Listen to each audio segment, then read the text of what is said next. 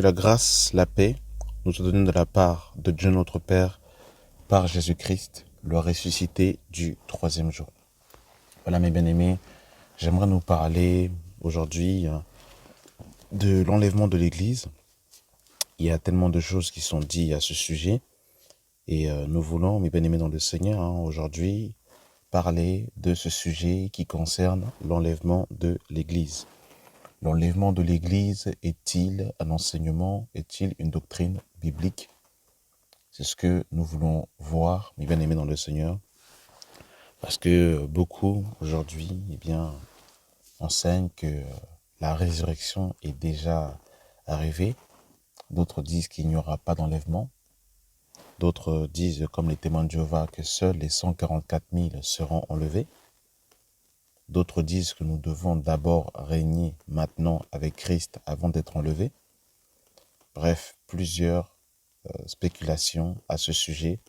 Et nous voulons, mes bien-aimés dans le Seigneur, à la lumière des Écritures, voir qu'est-ce que la parole de Dieu nous dit. Il faut savoir que nous sommes dans un temps de raillerie, dans un temps où beaucoup de moqueurs se lèvent et disent des choses qui ne sont pas dans les Écritures. L'apôtre Pierre nous avait déjà averti, dans 2 Pierre 3 à partir du verset 1, « Voici déjà, bien-aimés, la seconde lettre que je vous écris.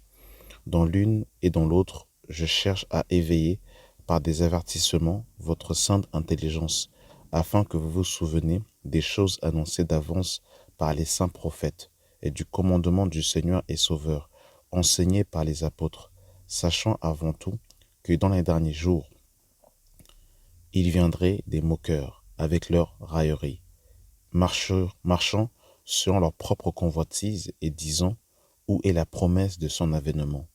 Car depuis que les pères sont morts, tous meurent comme dès le commencement de la création.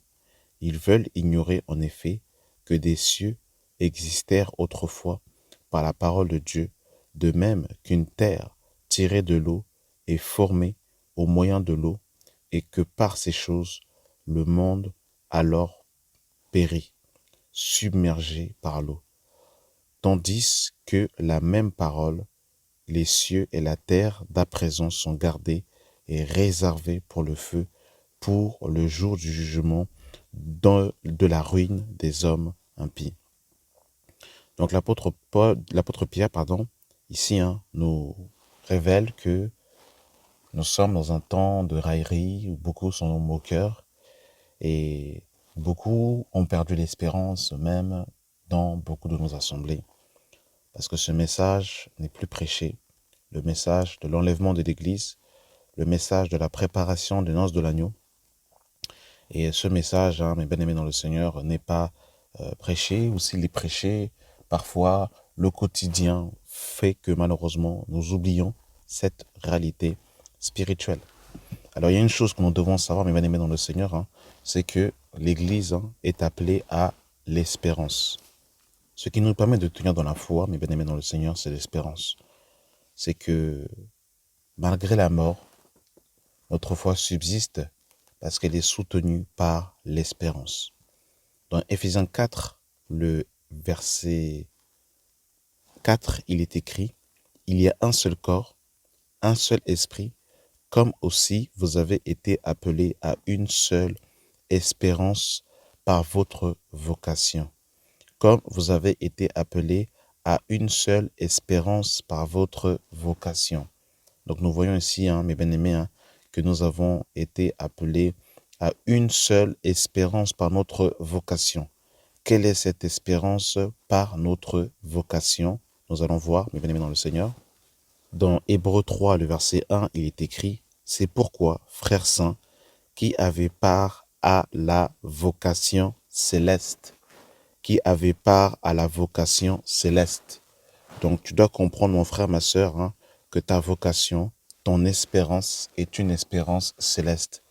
Et c'est justement l'espérance de l'enfant de Dieu. C'est pourquoi, frères saints, qui avaient part à la vocation céleste, considérez l'apôtre et le souverain sacrificateur de la foi que nous professons, Jésus-Christ. Donc nous voyons, mes bien-aimés dans le Seigneur, que nous avons été appelés à une vocation céleste. L'apôtre Pierre nous dira dans 1 Pierre chapitre 1, le verset 3, « Béni soit Dieu le Père de notre Seigneur Jésus-Christ, qui, selon sa grande miséricorde, nous a régénérés pour une espérance vivante. » Pour une espérance vivante. Donc nous voyons, mes bien-aimés dans le Seigneur, que notre espérance est vivante par la résurrection de Jésus-Christ d'entre les morts, pour un héritage qui ne peut ni corrompre, ni souiller, ni flétrir, lequel vous est réservé dans les cieux, à vous qui, par la puissance de Dieu, est gardé par la foi.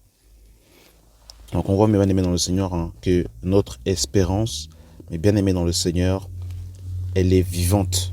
Et notre espérance nous est réservée dans les cieux.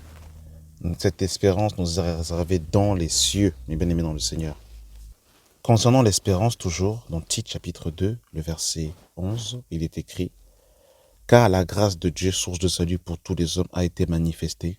Elle nous enseigne à renoncer à l'impiété et aux convoitises mondaines, et à vivre dans ce siècle présent selon la sagesse, la justice et la piété, en attendant la bienheureuse espérance. » En attendant la bienheureuse espérance. Et on nous décrit quelle est cette espérance? Et la manifestation de la gloire de notre grand Dieu et Sauveur Jésus-Christ, qui s'est donné lui-même pour nous, afin de nous racheter de toute iniquité et de se faire un peuple qui lui appartient, purifié et zélé pour les bonnes œuvres. Donc nous devons comprendre, mes bien-aimés dans le Seigneur, qu'il y a une seule espérance. Cette espérance, par notre vocation, elle est céleste. Elle nous est réservée dans les cieux.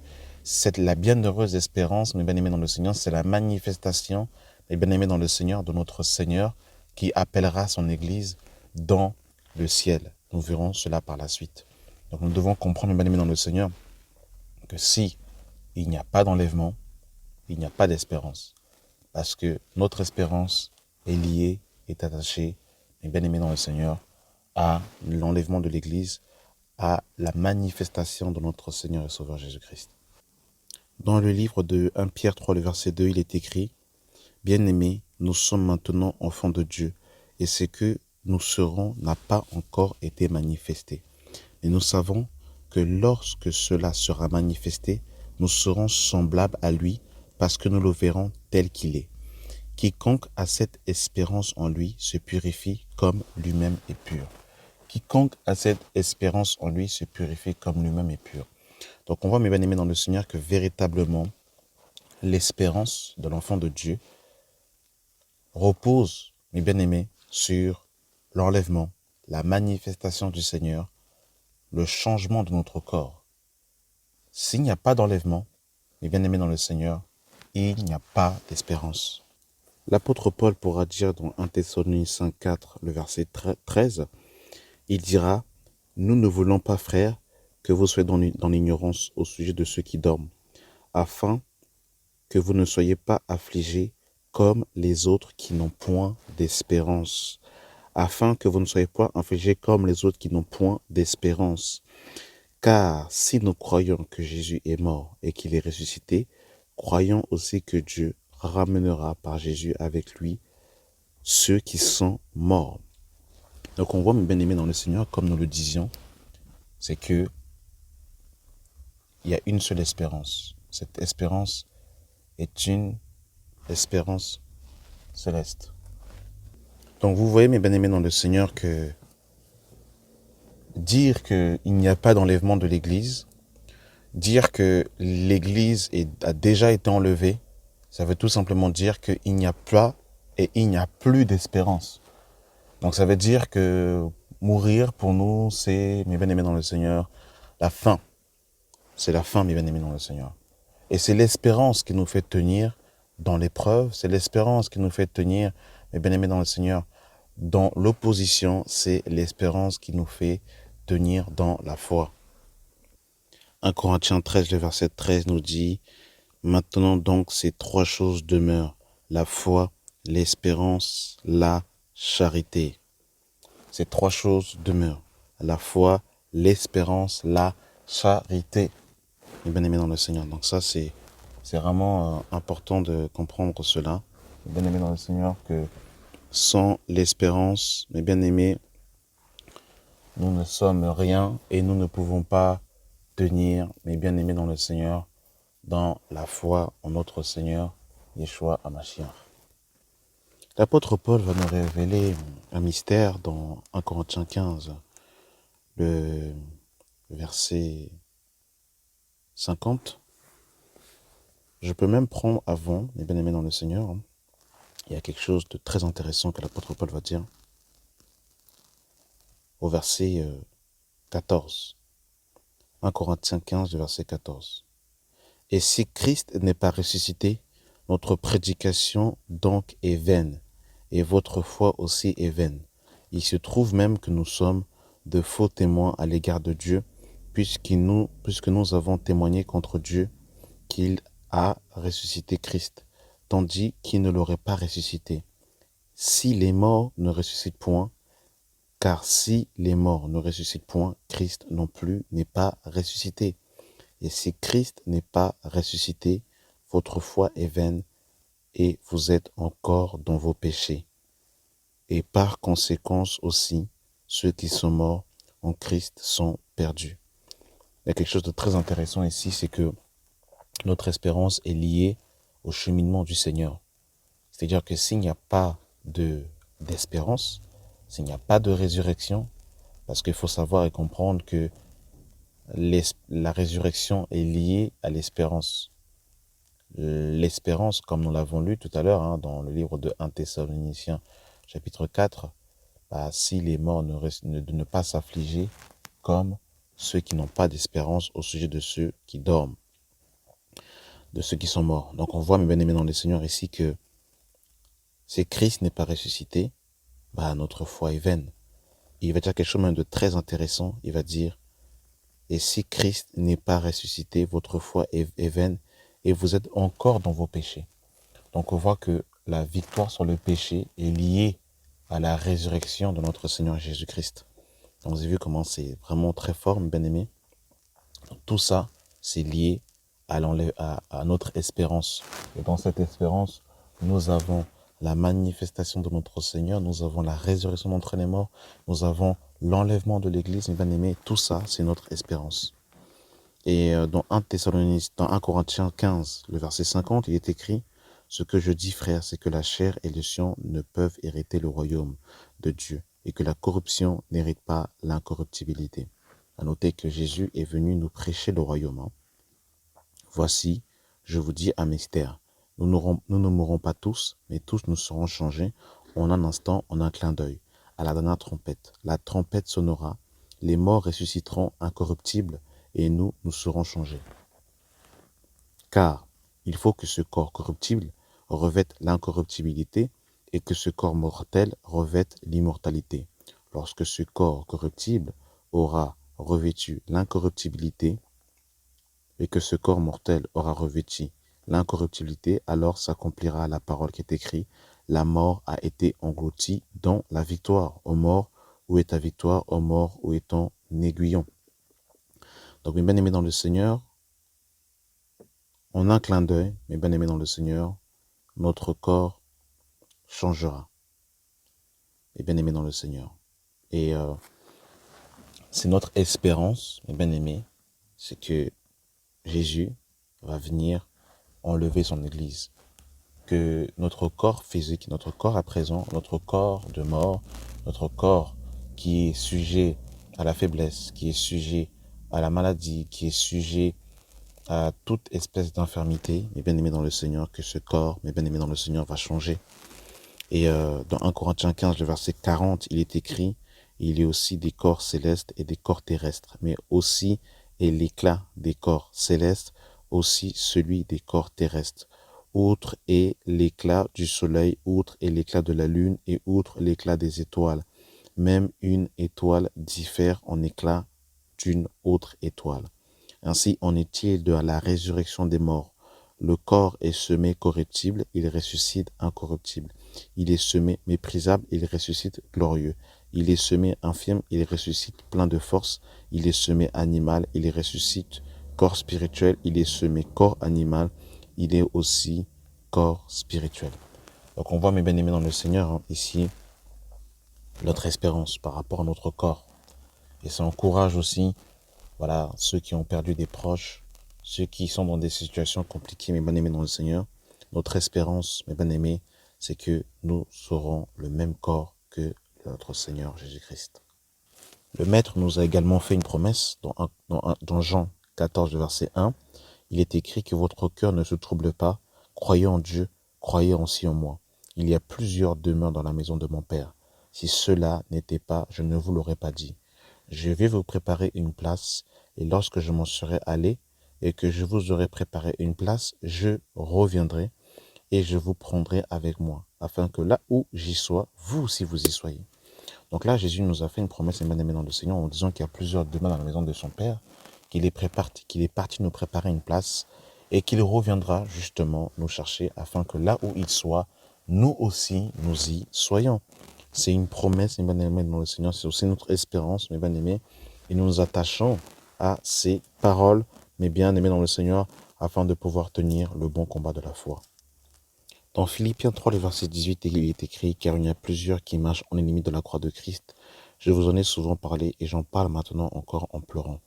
Leur fin sera leur perdition, ils ont pour Dieu leur vente. Ils mettent leur gloire de ce qui fait leur honte, ils ne pensent qu'aux choses de la terre. Mais notre cité à nous est dans les cieux, d'où nous attendons aussi comme sauveur le Seigneur Jésus-Christ, qui transformera le corps de notre humiliation et le rendra semblable au corps de sa gloire par le pouvoir qu'il a de s'assujettir toutes choses. » Voilà encore une promesse, bien aimée dans le Seigneur. Notre cité qui est dans le ciel, notre corps d'humiliation. Vous avez vu comment notre corps est appelé. Donc on ne peut pas se glorifier du corps que nous avons, être dans la chair, parce que le corps que nous avons est un corps, mes bien-aimés, qui doit connaître, mes bien-aimés dans le Seigneur, la régénération. Dans 1 Thessaloniciens 4, le verset 16, il est écrit « Car le Seigneur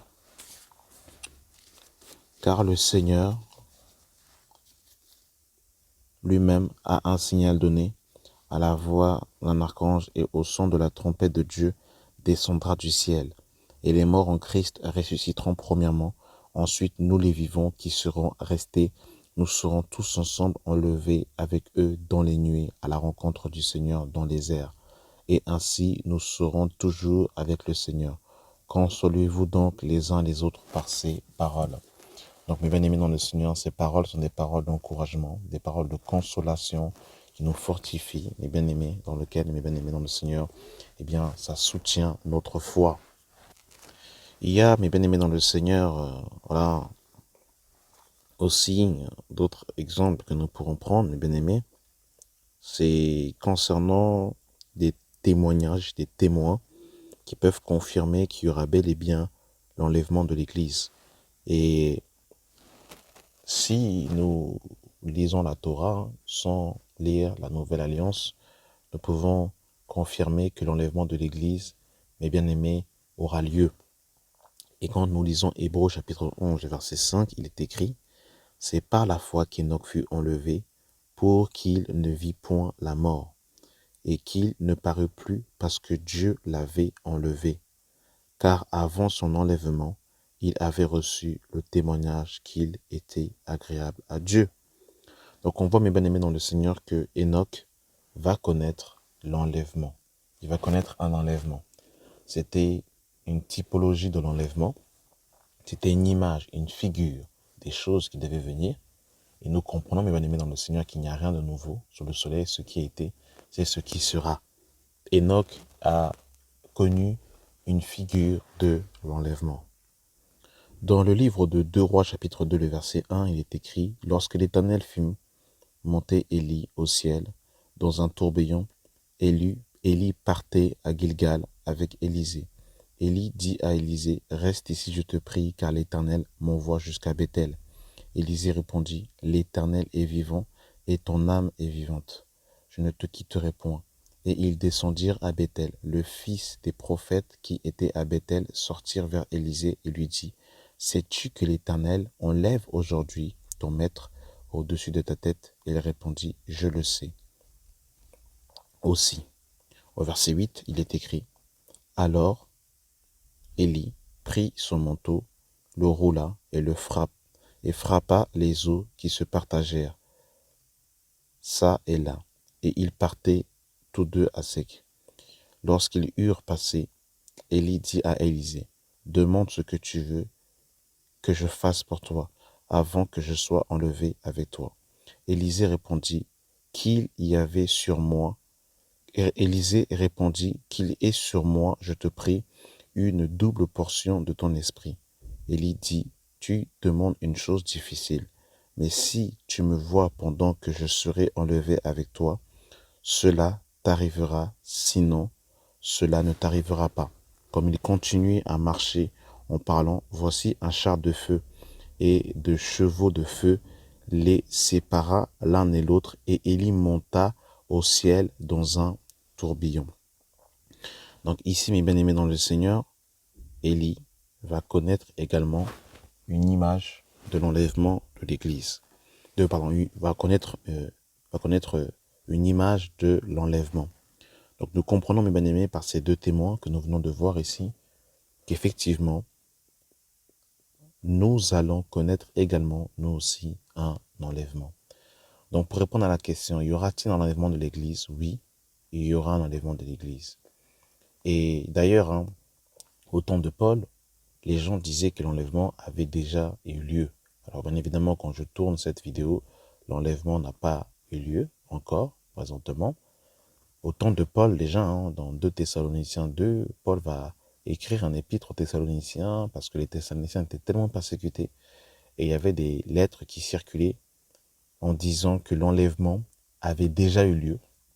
Et Paul, justement, a dû leur écrire un 2e épître pour les encourager en leur disant que l'enlèvement de l'Église n'avait pas encore eu lieu. Et avant que l'enlèvement de l'Église ait lieu, il faut qu'une succession d'événements se passe au préalable, en préambule. Et justement, mes bien-aimés dans le Seigneur, nous sommes dans cette génération où certains disent que l'enlèvement a déjà eu lieu, d'autres disent qu'il n'y aura pas d'enlèvement. Mais sachez une chose, c'est que s'il n'y a pas d'enlèvement, Jésus n'est pas ressuscité. Nous n'avons pas d'espérance, mes bien-aimés. Et c'est pour cette raison que l'enlèvement de l'Église aura bel et bien lieu. Et c'est aussi pour cette raison que nous devons nous préparer, parce que c'est un enseignement doctrinal qui fait partie des fondamentaux de la foi chrétienne, mes bien-aimés dans le Seigneur.